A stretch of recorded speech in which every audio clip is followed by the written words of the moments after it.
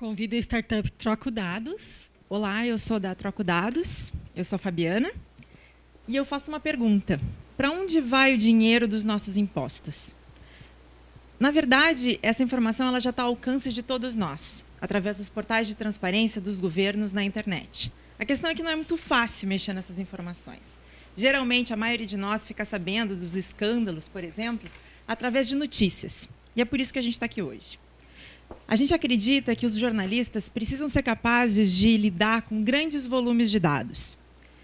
Só que o problema tem a ver com os jovens, que estão ainda se ambientando a esse ambiente Big Data.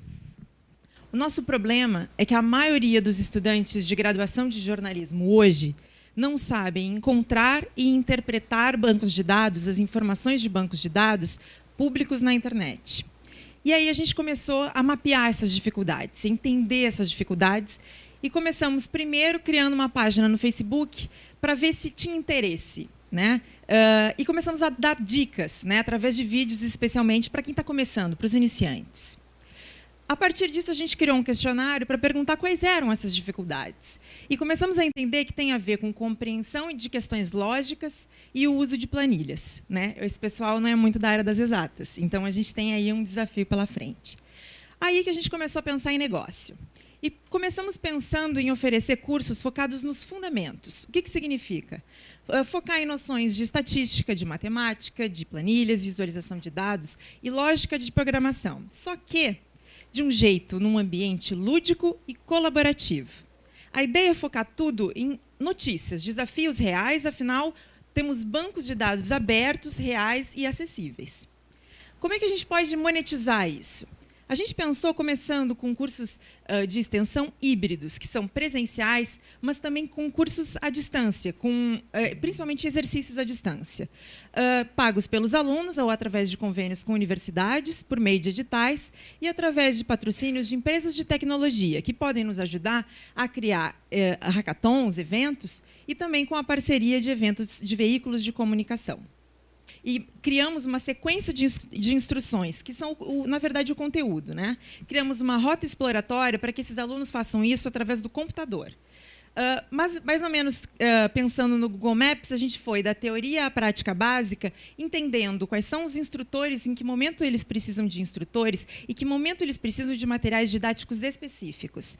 Os próximos passos serão hospedar esse material em um site, entender como são esses dados de usabilidade e criar um algoritmo para uma plataforma própria.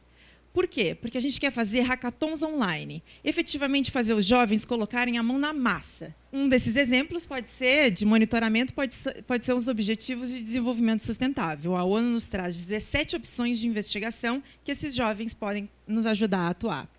A gente se inspira em investigações em rede, feitas por jornalistas que fizeram, por exemplo, desvendaram esquemas de corrupção através de plataformas que interligaram os jornalistas. Eles são open source, o que nos ajuda a começar por aí. Nós somos duas jornalistas, mestrandas aqui no PPG, aqui na URGS, e que buscamos uma parceria na área de informática. A nossa evolução, a gente imagina que essa metodologia ela pode ser adaptada a outros públicos, como, por exemplo, os adolescentes. Dessa forma, é onde a gente gostaria de chegar, mas a gente pretende começar com os estudantes de graduação. Hoje, a gente tem mais de 300 cursos de jornalismo, mas poucos focando em prática envolvendo bancos de dados. E a gente tem mais de 50 jornalistas em formação no país. E nos parece um desafio e uma oportunidade. Parabéns, então. Boa tarde. Eu acho que a ideia ela é muito boa. Acho que vocês construíram um processo metodológico que é muito difícil e aliando essa questão de gamificação, de tecnologia e tal, que eu acho que vai em linha com essas novas formas de aprender e de educar que a gente tem hoje em dia. O nicho do jornalismo eu acho que é um nicho de prototipagem do negócio, porque o negócio de vocês ele é muito maior. E aí o que me preocupa é a questão de disponibilidade a pagar dessas pessoas, né? Se vocês investigaram isso, se realmente eles estão preocupados, os alunos, estudantes ou os jornalistas estão preocupados em se especializar nesse sentido e quanto eles pagariam, ou se isso seriam os veículos de comunicação que pagariam, o que vocês estudaram desse nicho, desse mercado? Jornalista geralmente não tem muito dinheiro, tá? Então, assim, a gente sabe disso e por isso que a gente pretende atuar, especialmente através de patrocínios e editais, para conseguir dar essa capacitação, que existe essa lacuna de formação e que a gente gostaria muito de investir. Claro que nos congressos que a gente participa, enfim, geralmente os cursos são em torno de R$100, ou às vezes nos congressos chega a R$200, e o pessoal paga, né? E aí costuma aprender especialmente ferramentas, né? E aí que entram essas empresas de tecnologia, que elas estão interessadas em divulgar suas ferramentas e estão participando desses eventos justamente porque elas querem que os jornalistas entrem nesse novo ambiente. Então, por enquanto, inicialmente, a gente seguiria a partir dessa ideia, formando parcerias, né? E depois oferecendo esses cursos mais especializados, de uma maneira mais acessível, de preferência, se a gente tiver esse aporte, especialmente de entidades de fomento, né? Que queiram aí ajudar também nessa formação.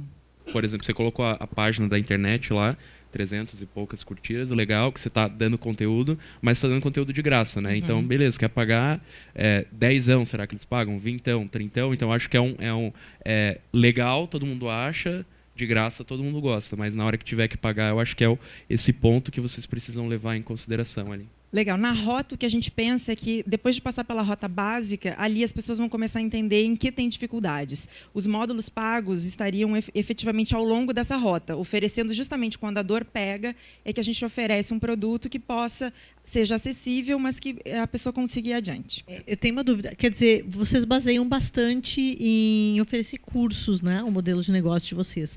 São cursos online ou são cursos presenciais?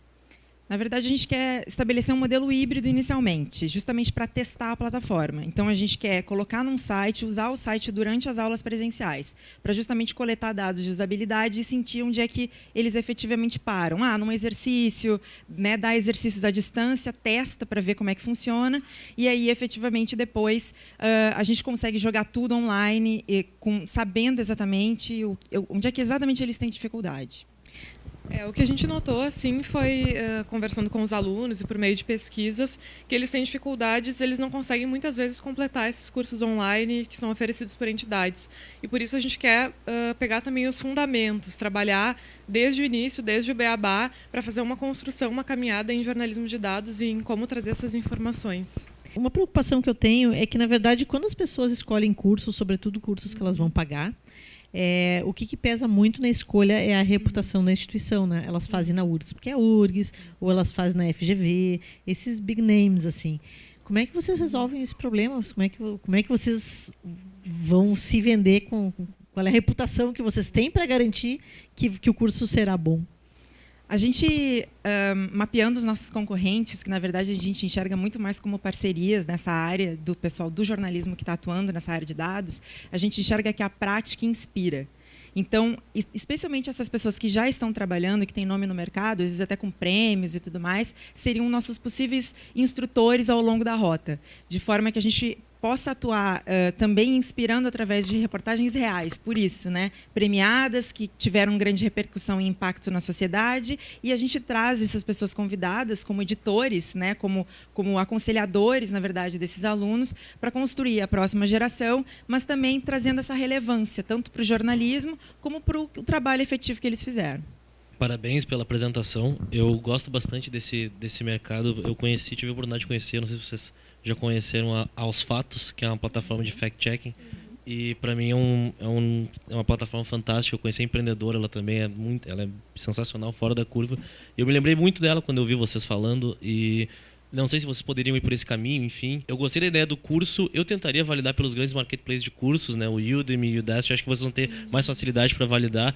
E, de repente, depois vocês não formem uma massa de jornalistas que são especialistas em verificação de dados.